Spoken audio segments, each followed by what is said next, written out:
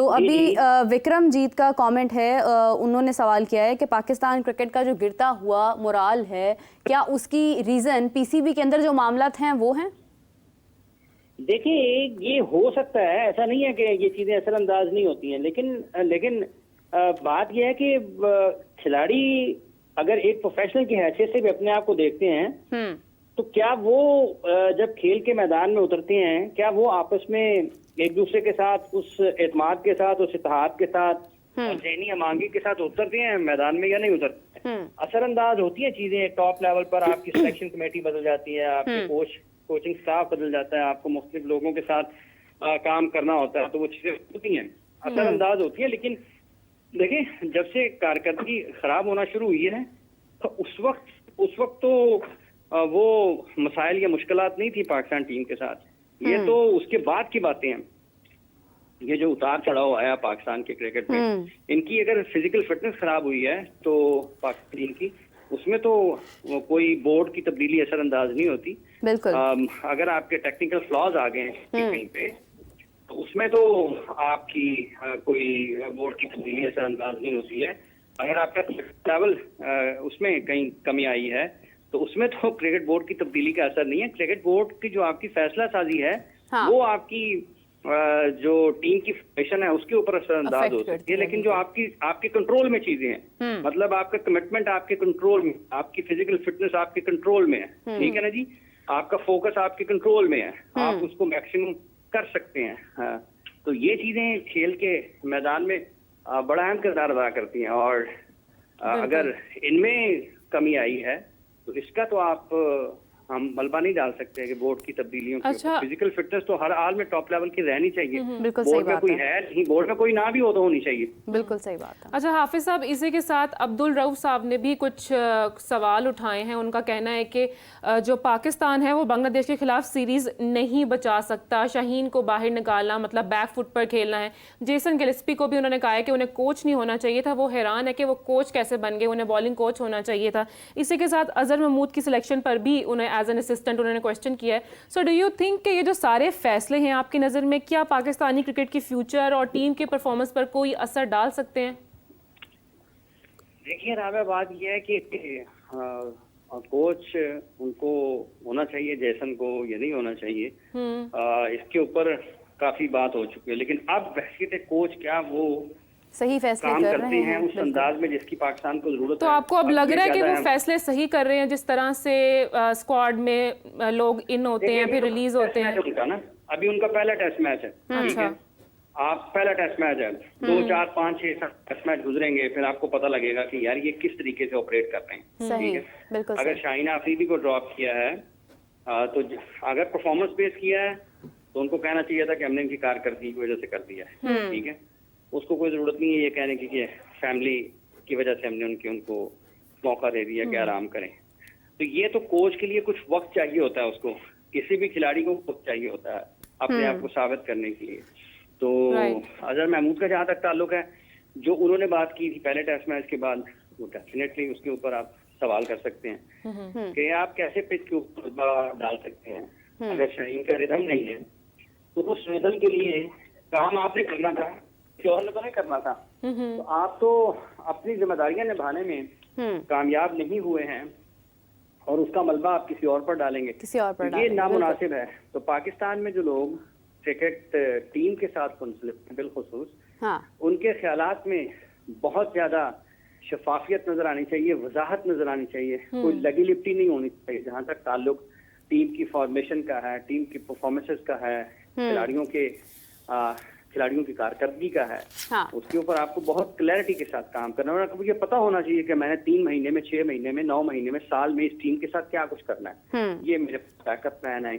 6 महीने में खिलाड़ियों के फिजिकल फिटनेस का मायार फला जगह पर होना चाहिए, इस वक्त ठीक नहीं है, 6 महीने बाद कैसे बेहतर होगा। और अगर आपने उसको शुरू किया है तो इब्तदाई 3 माह में आपने क्या किया है। इस सीरीज की जो तैयारियां थी, क्या वो पाकिस्तान ने ठीक अंदाज में की है? तो सवाल ये, जवाब ये कि नहीं किए ना।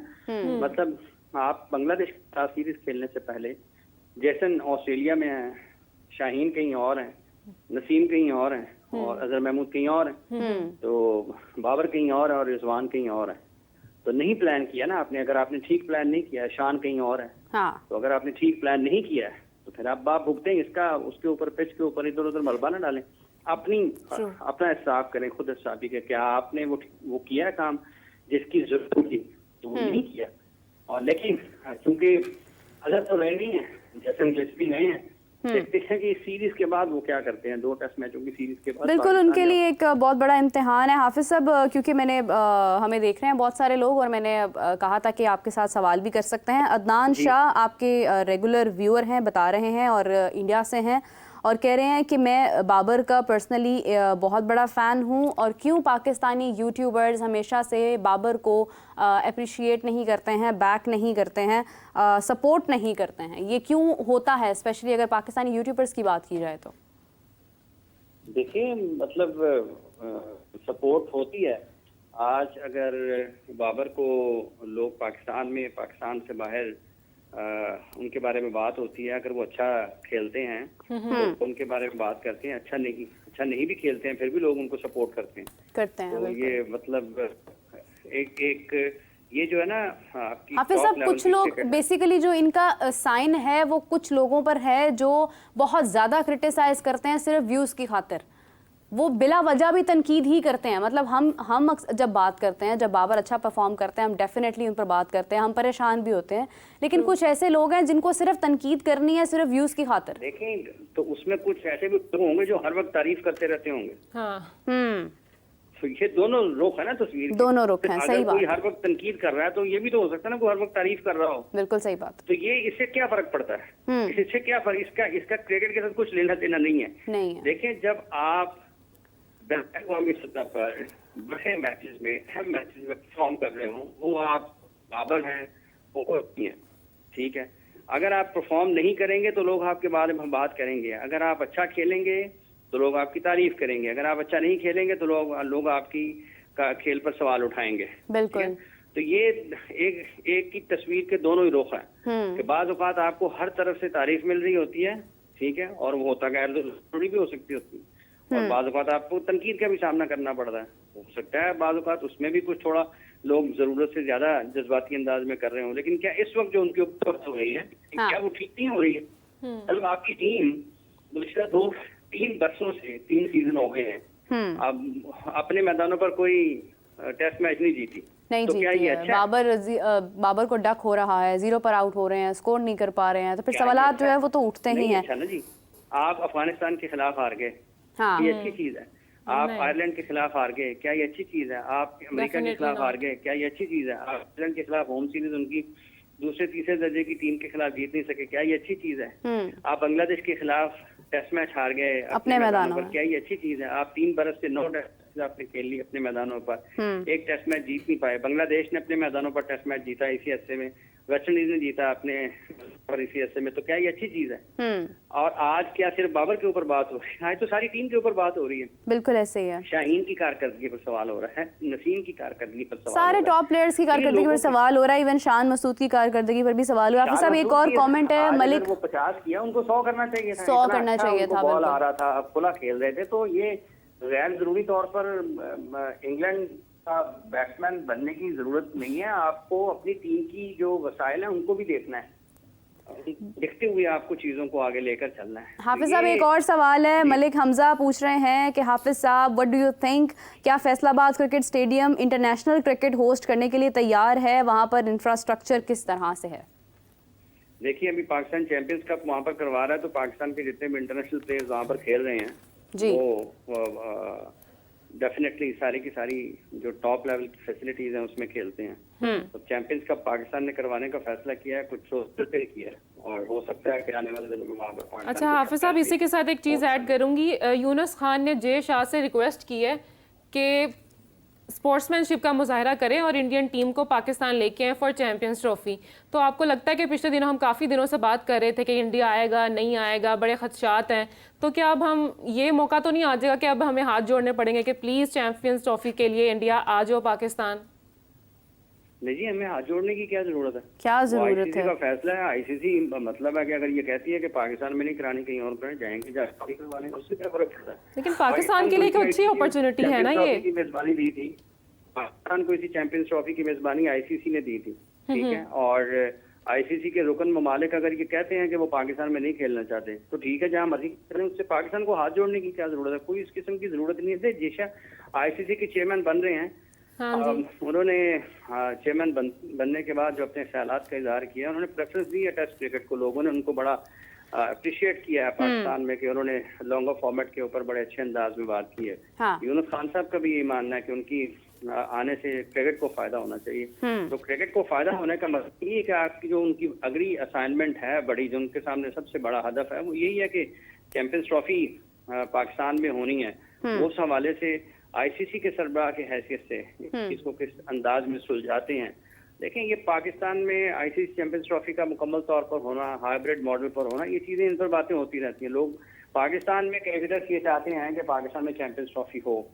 दुनिया भर के जो शायकीन क्रिकेट के हैं उनमें भी मुख्तलिफ किस्म के ख्यालात पाए जाते हैं लोगों में। लोग समझते हैं कि पाकिस्तान जाना चाहिए तमाम टीमों को।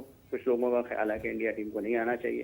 पाकिस्तान में लोग समझते हैं कि भारतीय टीम वहाँ से कुछ हल्के होंगे कि भारतीय टीम को नहीं आना चाहिए। अच्छा हाफिज साहब, चलती रहती है जब तक फैसला होता नहीं है उस वक्त तक ये बातें होती रहेंगी, आना है नहीं आना है। लेकिन ठीक है, जब आएगी देखी जाएगी। नहीं आती है तो नहीं आते हैं तो भी सब कुछ हो रहा है, हाइब्रिड मॉडल पर चले जाएंगे, क्या फर्क पड़ता है? हमें तो अपनी कारकर्दगी के जवाब दें बेसिकली हम लोग, जो हमने आगे परफॉर्म करना है।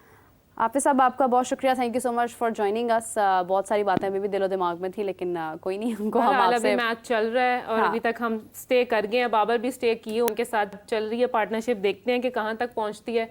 और मीरा, मैं तो अब यही वेट कर रही हूँ कि हमें बाबर को अच्छी फॉर्म में देखने का मौका मिले, बिकॉज इट्स टाइम कि अगर वो अभी तक स्टे कर गए हैं तो हम उनकी सेंचुरीज देखें, सेंचुरी नहीं सेंचुरीज देखें। क्यों? बिल्कुल ऐसी है जिस समय बाबर ने अभी ही is about to make century, क्योंकि 75 का स्कोर कम से कम उन्होंने कर लिया है। देखना यह है कि वो कितनी देर तक क्रीज को ऑक्यूपाई करते हैं। बहुत लंबे अरसे से हमने बाबर की सेंचुरी नहीं देखी है अभी, बिकॉज 75 का स्कोर वो कर चुके हैं। अगर उनकी विकेट बच जाती है तो बाबर 100 करेंगे, और ये डेफिनेटली बाबर के फैंस के लिए एक बहुत खुशाइंद बात होगी, क्योंकि बहुत अरसे से बहुत इंतज़ार था कि बाबर कोई बड़ा स्कोर करें, और बाबर की फॉर्म वापस आने के लिए भी बाबर के लिए सेंचुरीज करना बहुत ज़रूरी है। और एक बड़ी अच्छी बात होगी, सेलिब्रेशन अलग होगी, क्योंकि काफ़ी टाइम बाद हमें सेंचुरी देखने को मिलेगी, वो भी बाबर की। तो चलें, let's hope for the best. और इसी के साथ मीरब और मुझे इजाज़त, आपसे मुलाकात होती है मीरब की 4 बजे के शो में। तब तक के लिए बाय बाय।